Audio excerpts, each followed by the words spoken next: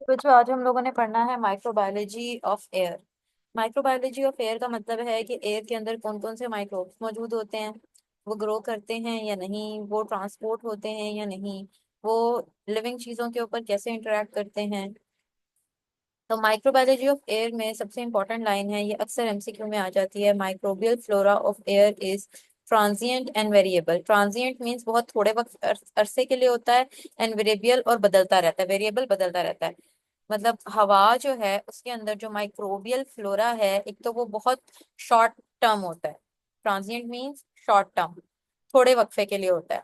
और वेरिएबल होता है, मुख्तलिफ होता है। जैसे इंडोर हवा का डिफरेंट फ्लोरा है, डिफरेंट माइक्रोब्स मौजूद हैं।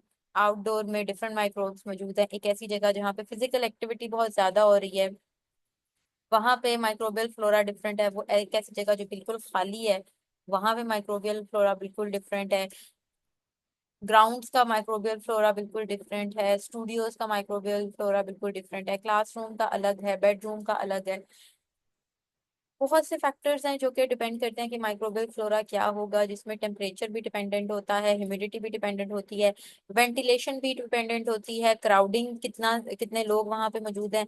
इस इन सब वजूहात की वजह से जो माइक्रोबियल फ्लोरा होता है एयर का, वो क्या होता है, ट्रांसिएंट एंड वेरिएबल।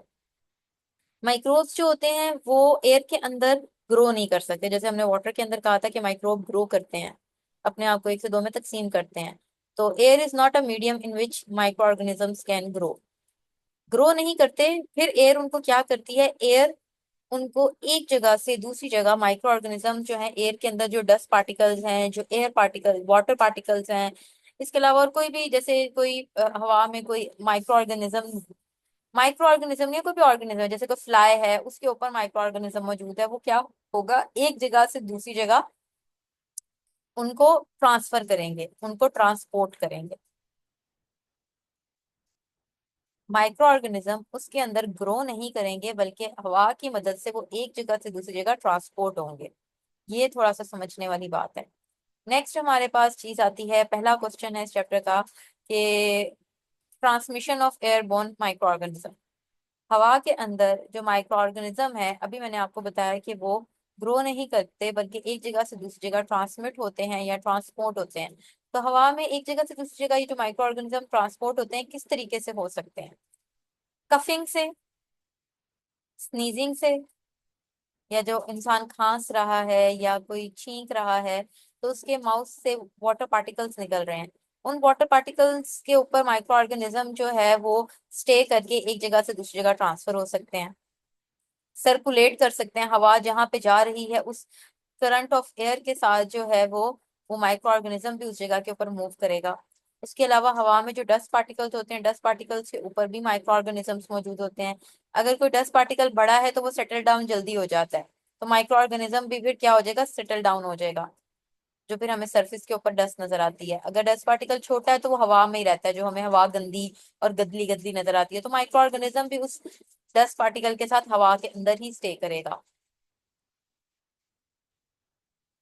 फिर लास्ट थर्ड पॉइंट बताया हुआ है कि माइक्रो ऑर्गेनिज्म जो है वो हवा की मदद से कुछ थोड़ा भी सफर तय कर सकते हैं, कुछ फ्यू माइल्स का, कुछ कुछ फ्यू फीट्स का, और कुछ बहुत ज्यादा सफर भी जो है तय कर सकते हैं। अगर बहुत माइन्यूट क्वांटिटी में है, बहुत ज्यादा छोटा डस्ट पार्टिकल है, और वो एयरबोर्न है, मतलब कि वो हवा के अंदर ही है, वो सेटल डाउन नहीं हो रहा, वो अर्थ के ऊपर सेटल डाउन नहीं हो रहा, वो हवा के अंदर ही है, तो महीने लगा लो, हफ्ते लगा लो, वो हवा में ही रहेगा, तो माइक्रो ऑर्गेनिज्म भी उसकी वजह से एयर के अंदर ही सर्कुलेटेड रहेगा, वो जमीन के ऊपर या अर्थ के ऊपर सेटल नहीं करेगा। ये ट्रांसमिशन थी। ये क्वेश्चन है। दूसरा क्वेश्चन बनता है, fate of airborne microorganism. Airborne microorganism, airborne microorganism means जो कि हवा में रहते हैं, हवा की वजह से एक जगह से दूसरी जगह, एयर की वजह से एक जगह से दूसरी जगह ट्रांसमिट होते हैं। हवा ऐसा मीडियम उनको यूज करके अपने तमाम काम करते हैं, लोगों को बीमार कर रहे हैं, या मूव हो रहे हैं, या एक जगह से दूसरी जगह जा रहे हैं। तो उनकी फेट क्या है, वो कौन कौन सी चीजें उन पे अफेक्ट करती हैं, उनके ऊपर कौन कौन सी चीजें अफेक्ट करती हैं? नंबर वन, ह्यूमिडिटी, हवा में नमी अफेक्ट करती है उनको। नमी ज्यादा होगी, नमी कम होगी, उसके ऊपर वो अफेक्ट करती हैं कि वो हवा में ही रहेंगे या सेटल डाउन हो जाएंगे। सनलाइट अफेक्ट करती है, कुछ सनलाइट को बर्दाश्त कर लेते हैं, टेम्परेचर को बर्दाश्त कर लेते हैं, कुछ नहीं बर्दाश्त कर सके करते, खत्म हो जाते हैं वो ज्यादा टेम्परेचर की वजह से, microorganism. Size of particle bearing the microorganism, ये बात मैंने आपको पहले भी एक्सप्लेन की है कि अगर बड़ा पार्टिकल है, बड़ा माइक्रो ऑर्गेनिज्म, बड़ा पार्टिकल है जिसके ऊपर माइक्रो ऑर्गेनिज्म जो है वो अटैच्ड है, तो वो बहुत जल्दी सेटल डाउन हो जाता है, वो बैठ जाता है जमीन के ऊपर। जैसे हमें सर्फेसिस के ऊपर डस्ट नजर आती है ना, हम कहते हैं ये देखो टेबल पे डस्ट है, तो ये डस्ट का पार्टिकल बड़ा था जो कि हवा ने अपने अंदर कंटेन नहीं किया और ये बैठ गया है हवा से। और जो छोटे पार्टिकल्स होते हैं वो हवा में ही रहते हैं, जो कि हवा की क्वालिटी को खराब करते हैं।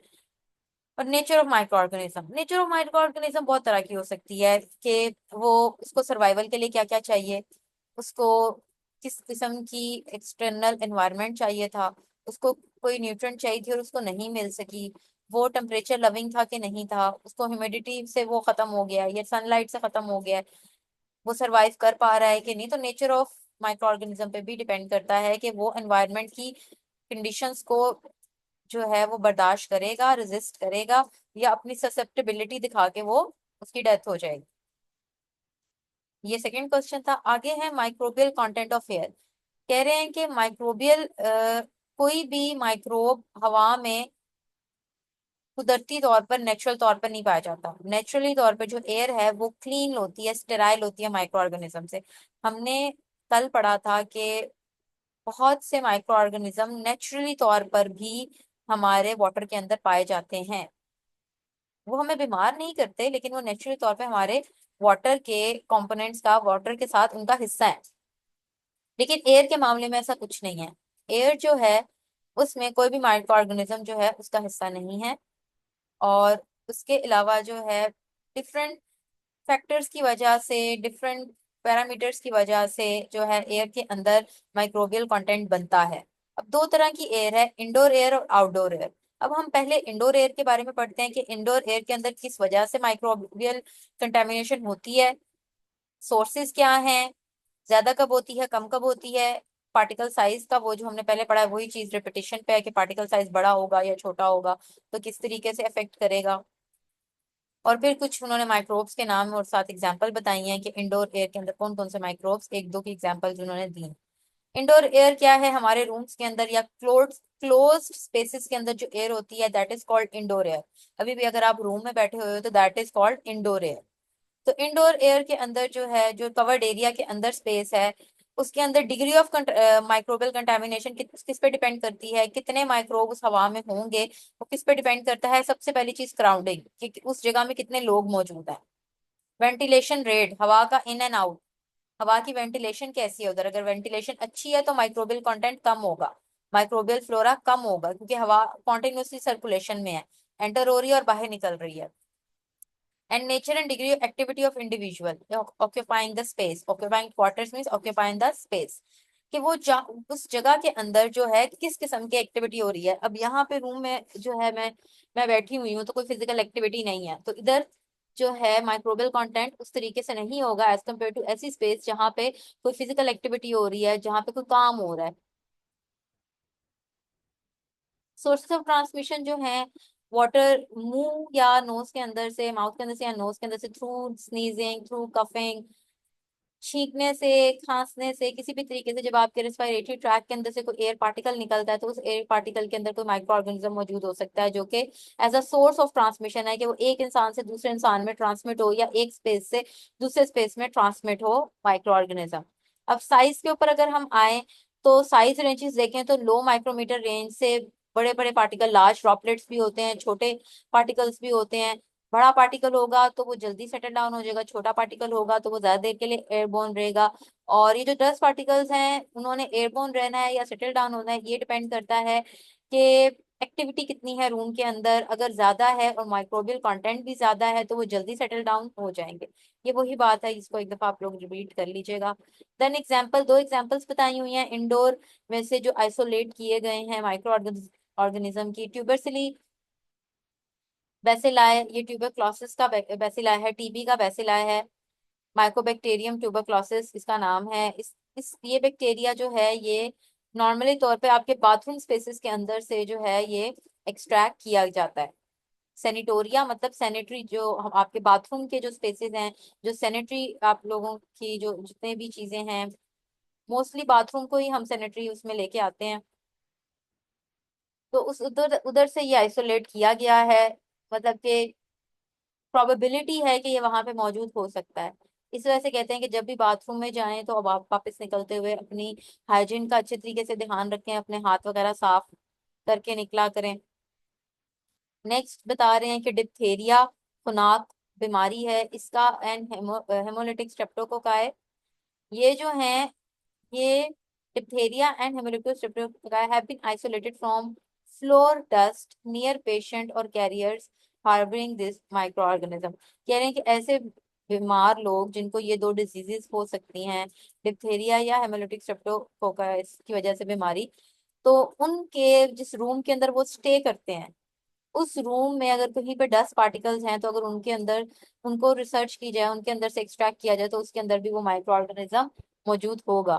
इसका मतलब है कि वो जो है ह्यूमन से एयर के अंदर कंटेमिनेट हो रहा है, माइक्रो ऑर्गेनिज्म ट्रांसमिट हो रहा है। ह्यूमन सांस ले रहा है, उसकी सांस से उसके रेस्पिरेटरी ट्रैक से अगर कोई पार्टिकल निकल रहा है तो उसके सांस लेने के अमल से भी वो माइक्रो ऑर्गेनिज्म जो है वो पेशेंट से उसके स्पेस साइड वाले एरिया के अंदर ट्रांसमिट हो रहा है।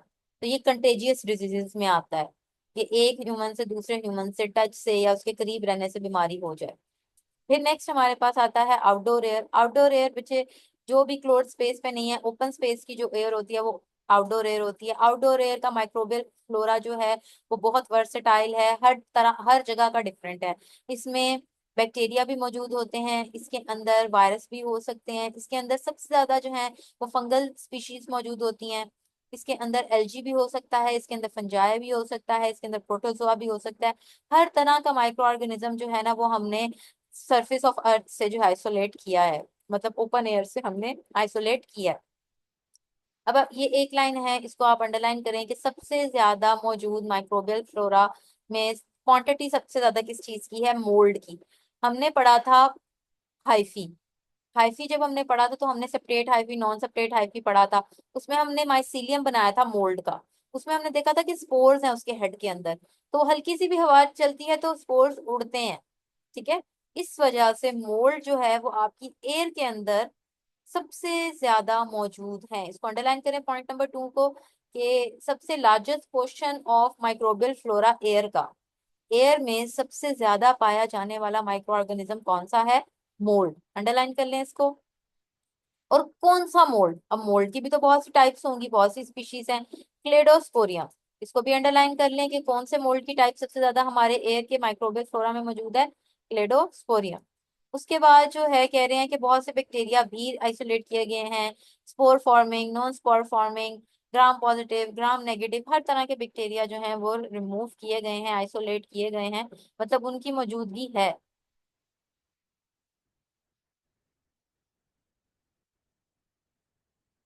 उसके बाद एक्सरेंस की बात कर रहे हैं कि सरफेस ऑफ अर्थ के ऑल्टीट्यूड 3000 मीटर ऊपर तक भी देखें तो माइक्रो ऑर्गेनिजम्स मौजूद हैं, बैक्टीरिया भी मौजूद है, सरवाइव कर जाते हैं, फंजाई भी मौजूद हैं और सरवाइव कर जाते हैं। उसके अलावा मोल्ड और मोल्ड के स्पोर्स भी सरवाइव कर जाते हैं 3000 मीटर की ऊंचाई तक भी अर्थ से।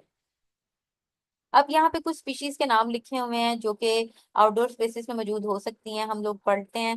बैक्टीरिया के कुछ नाम है, देखिए माइक्रोकोकस, सरसीना, ग्राम नेगेटिव रोड्स और ग्राम पॉजिटिव।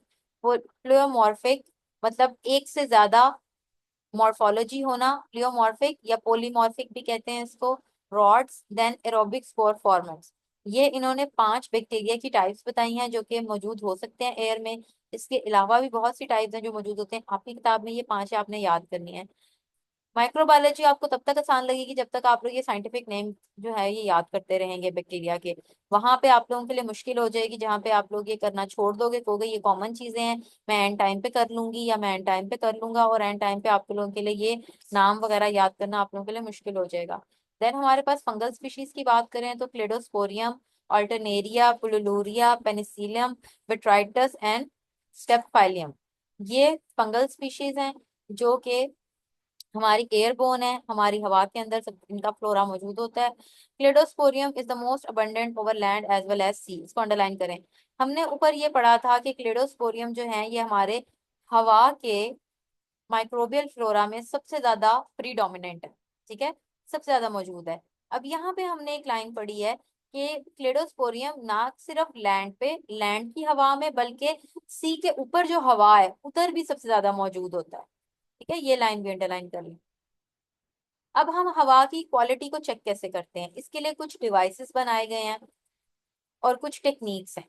डिवाइसेस के ये इनको कंप्लीट आगे समझने की जरूरत नहीं है, इनके बस आप लोगों ने नाम देखने हैं। नाम अगर हम इनके पढ़ें तो कौन कौन से डिवाइसेस मौजूद हैं जिनसे हम मतलब डिवाइसेस मीन कौन कौन सी मशीनरी मौजूद है, कौन कौन से इंस्ट्रूमेंट्स मौजूद हैं जिनके अंदर हम अगर एयर सैंपल इंटेक्ट करें तो हमें हवा की क्वालिटी का पता चल जाता है। उनके नाम देखें, solid impingement devices, liquid impingement devices and liquid impingement devices में आगे उन्होंने एक टेक्निक्स के नाम बताए हैं। टेक्निक्स देखें, सेटिंग प्लेट टेक्निक। ये बेटा सेटिंग प्लेट टेक्निक जो है ना, ये आप लोगों ने, आपका प्रैक्टिकल भी है। हम लोग जो है ऐसे एगर की प्लेट बनाते हैं और उसको जो है सैंपल लगाकर एक इंडोर में रखते हैं, एक आउटडोर में रखते हैं, एक लैब के अंदर रखते हैं कंट्रोल्ड एनवायरनमेंट में, फिर उसका फ्लोरा देखते हैं। तो ये हम आप प्रैक्टिकल भी इंशाल्लाह परफॉर्म करेंगे। सेटिंग प्लेट टेक्निक से आप लोगों ने प्रैक्टिकल भी करना है, sieve slit type samplers and membrane filters. ये टेक्निक्स के नाम थे। देन कुछ बीमारियों के नाम बता रहे हैं, जैसे हम लोगों ने last time water borne diseases पढ़ी थी लास्ट में, कि वो बीमारियां जो पानी की वजह से फैलती हैं। यहाँ पे एयरबोर्न डिजीजेस के नाम है कि बैक्टीरिया की वजह से, हवा में मौजूद बैक्टीरिया की वजह से कौन सी बीमारियां फैलेंगी। एयरबोर्न डिजीजेस मतलब एयर में, हवा में मौजूद जो एयरबोर्न मीन हवा में मौजूद है बैक्टीरिया या माइक्रो ऑर्गेनिज्म, उसकी वजह से कौन सी डिजीजेस कॉज हो रही है। बैक्टीरियल देखें, डिप्थेरिया, ट्यूबरक्लोसिस, टीबी भी जो है वो एयर कंटामिनेशन से हो सकता है। निमोनिया भी एयर कंटामिनेशन से हो सकता है एंड मेनिंजाइटिस भी जो है वो एयर कंटामिनेशन से हो सकता है। अब अगर हम वायरल डिजीजेस की बात करें तो स्मॉल पॉक्स हवा से फैलता है, मतलब कंटेजियस है। हवा से फैलने वाली बीमारियां बेटा कंटेजियस होती हैं, मतलब कि अगर एक ह्यूमन को भी हुई हुई है, एक इंसान बीमार है, आप उसके साथ बैठोगे आपको भी हो जाएगा, क्योंकि उसके अंदर से वो माइक्रो ऑर्गेनिज्म उसके बॉडी के अंदर से निकल के आपको भी इन्फेक्ट कर सकता है, उसकी बॉडी के अंदर से निकल के उसके गिर्द हवा को भी इन्फेक्ट कर सकता है। और उस हवा को अगर आप अपने बॉडी के अंदर लेके जाओगे तो उसके अंदर 100% मेक श्योर करें कि उसके अंदर जो है ना वो माइक्रो ऑर्गेनिज्म मौजूद होगा और वो आपकी बॉडी को भी इन्फेक्ट करेगा। तो ये जितनी भी बीमारियां हैं, अगर इनके पेशेंट से आपने मिलना है या आपके घर में कोई इन बीमारियों से बीमार होता है तो आपने बहुत ध्यान रखना है, ये कंटेजियस डिजीज हैं और ये उस इंसान से आप में भी ट्रांसफर हो सकती हैं। Common cold, influenza, measles and small pox ये वायरल डिजीजेस हैं जो कि कंटेजियस डिजीजेस में आ जाती हैं, जो कि एयरबॉर्न है, हवा की वजह से फैलती हैं। और बैक्टीरियल डिजीजेस एक दफा हम दोबारा रिपीट करते हैं, डिप्थेरिया, ट्यूबरक्लोसिस, निमोनिया और मेनिंजाइटिस। फंगल डिजीज अगर हम देखें तो फंगल डिजीज है सिस्टेमिक माइकोसिस, हिस्टोप्लाज्मोसिस और क्रिप्टोकोकोसिस। ये तीन हम लोगों ने जो है बैक्टीरिया की भी देख ली, वायरस की भी देख ली और फंगल डिजीजेस भी देख ली जो कि एयरबोर्न है, हवा से फैलती हैं। ये आपको क्वेश्चन भी आ सकता है, लेकिन मोस्टली जो है ये कंटेजियस और नॉन कंटेजियस करके एक दफा एमसीक्यू में आया था कि इन फलाने फलाने बीमारियों में से कौन सी कंटेजियस है, तो बच्चों ने काफी रोला डाला था कि ये हमें आउट ऑफ सिलेबस आया है। था वो सिलेबस का ही हिस्सा, लेकिन थोड़ा सा उन्होंने ट्रिकी करके पूछा था। नेक्स्ट हमारे पास आता है, हमने जैसे लास्ट टाइम पढ़ा था कि हवा, पानी के अंदर से माइक्रोब्स को कंट्रोल करने का तरीका, पानी के अंदर से माइक्रोबियल कंटेंट को कम करने का या मिनिमाइज करने का तरीका। तो अब हम पढ़ रहे हैं हवा के अंदर से माइक्रोब्स को कंट्रोल करने का या मिनिमाइज करने का तरीका। अब इन तरीकों में सबसे पहले है अल्ट्रावायलेट रेडिएशन। अल्ट्रावायलेट रेडिएशन को यूज करके हम लोग किसी भी क्लोज स्पेस के अंदर माइक्रोबियल फ्लोरा को कंट्रोल कर सकते हैं। अल्ट्रावायलेट रेडिएशन हम दो तरीके से अप्लाई कर सकते हैं, डायरेक्ट अप्लाई कर सकते हैं किसी भी चीज को किसी भी स्पेस में, और इनडायरेक्ट अप्लाई भी कर सकते हैं किसी भी स्पेस में। अब हम केमिकल्स को भी यूज कर सकते हैं, उनका स्प्रे बनाकर उनको हवा में जो है स्प्रे करेंगे, और कोई भी अगर हवा के अंदर माइक्रोबियल जो है माइक्रो ऑर्गेनिज्म मौजूद है तो वो उसका उसकी डेथ हो जाएगी या स्टैटिक हो जाएगा, या फिर बस वो हमें इन्फेक्ट नहीं करेगा। ठीक है, तो इसके लिए कुछ केमिकल्स के नाम लिखे हुए हैं, triethylene glycol, formaldehyde and lactic acid. लेकिन ये जो केमिकल एजेंट्स हैं ये they should be vaporised and spread into the air, मतलब इनको आपने स्प्रे की फॉर्म में हवा के अंदर में स्प्रे करना है ताकि इफेक्टिवली ये आपके माइक्रोबियल फ्लोरा को रिड्यूस कर सकें। नंबर 3 टेक्निक है फिल्टर्स।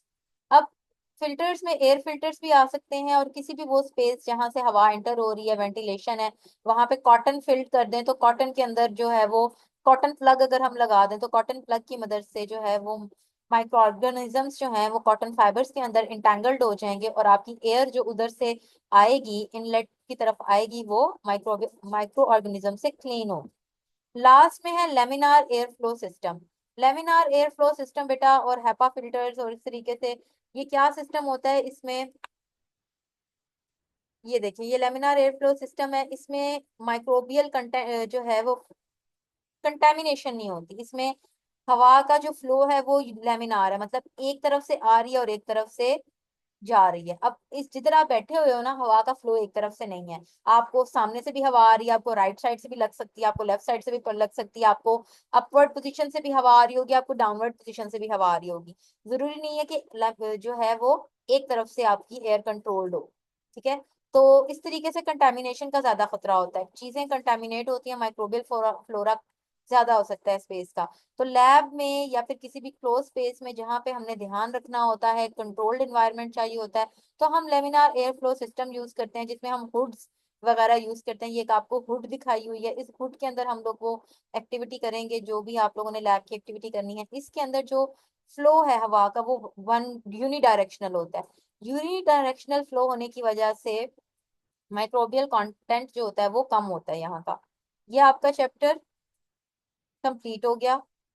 ये आपका एक क्वेश्चन था कि किस तरीके से हवा के अंदर माइक्रो ऑर्गेनिज्म को कंट्रोल करते हैं। ये आपका क्वेश्चन था एयरबोर्न डिजीजेज या फिर कंटेजियस डिजीजेज के नाम बता दें। उसके अलावा जो है डिवाइसेस वगैरह के नाम आप लोग कर लें, आप लोगों को एमसीक्यू में आ सकते हैं, अलग से 5 नंबर का सवाल नहीं आ सकेगा। इंडोर एयर पे भी बच्चों अलग से क्वेश्चन आ सकता है, तो ये हेडिंग्स होंगी। पहले आपने इंडोर एयर को डिफाइन करना है, source of transmission, size and then example. Outdoor air पे अगर आपको क्वेश्चन आएगा तो थोड़ा सा उसको एक्सप्लेन करना है कि आउटडोर एयर के अंदर बहुत ज्यादा माइक्रोब्स की जो है वो वैरायटी है, या फिर फ्लोरा बहुत ज्यादा वैरायटी वाला है। और फिर उसके अलावा उसकी 2-3 हेडिंग्स हैं। अक्रंस, कि ये जमीन से भी ऊपर है और सी लेवल के भी ऊपर मौजूद है। इसके अलावा कौन कौन सी स्पीशीज मौजूद है बैक्टीरिया की, सारी ये नहीं है, इसके अलावा और भी बहुत सी स्पीशीज मौजूद है, लेकिन कुछ की एग्जांपल आपकी किताब में दी हुई है। ये क्वेश्चन भी 2 आ सकते हैं आपको। फेट ऑफ माइक्रो ऑर्गेनिज्म का क्वेश्चन ऑलरेडी पास पेपर में आया हुआ है कि माइक्रो ऑर्गेनिज्म जो हवा के अंदर होते हैं, जो एयरबोर्न है, मतलब हवा के अंदर एग्जिस्ट कर रहे हैं, वो कौन कौन सी फैक्टर्स अफेक्ट करते हैं उनकी एग्जिस्टेंस पे, उनको उनके कौन सी चीजें उनको अफेक्ट करती हैं, फैक्टर्स अफेक्टिंग देम। तो ये 5 फैक्टर्स हैं जो इनको अफेक्ट करते हैं। और ट्रांसमिशन ऑफ एयरबोर्न पार्टिकल्स का भी आपको क्वेश्चन आ सकता है। और ये वाली लाइन तो बहुत इंपॉर्टेंट है कि air is not a medium in which micro organism can grow. पानी के अंदर ग्रो कर सकते थे माइक्रो ऑर्गेनिज्म, एयर के अंदर ग्रो नहीं करेंगे। एयर सिर्फ उनको कंटेन करके रखेगी और एक जगह से दूसरी जगह ट्रांसपोर्ट करेगी। ये 2 लाइंस जो हैं ये भी मैंने आप लोगों को अंडरलाइन कराई हैं एमसीक्यू के हवाले से। एमसीक्यूज के हवाले से भी ये चैप्टर जो है इंपॉर्टेंट है, और शॉर्ट क्वेश्चन के हवाले से है, इतना कुछ समझने वाला नहीं है। 90% लगा लें कॉमन सेंस वाला है, 10% थोड़ी थोड़ी इसकी चीजें, ये जो साइंटिफिक नेम्स हैं इनको आपको याद करना पड़ेगा, जो बैक्टीरिया के नेम्स हैं और ये फंगल स्पीशीज के नेम। और जो इंपॉर्टेंट एमसीक्यूज थे वो मैंने आपको अंडरलाइन करवा दिए हैं। ये चैप्टर कंप्लीट हो गया है।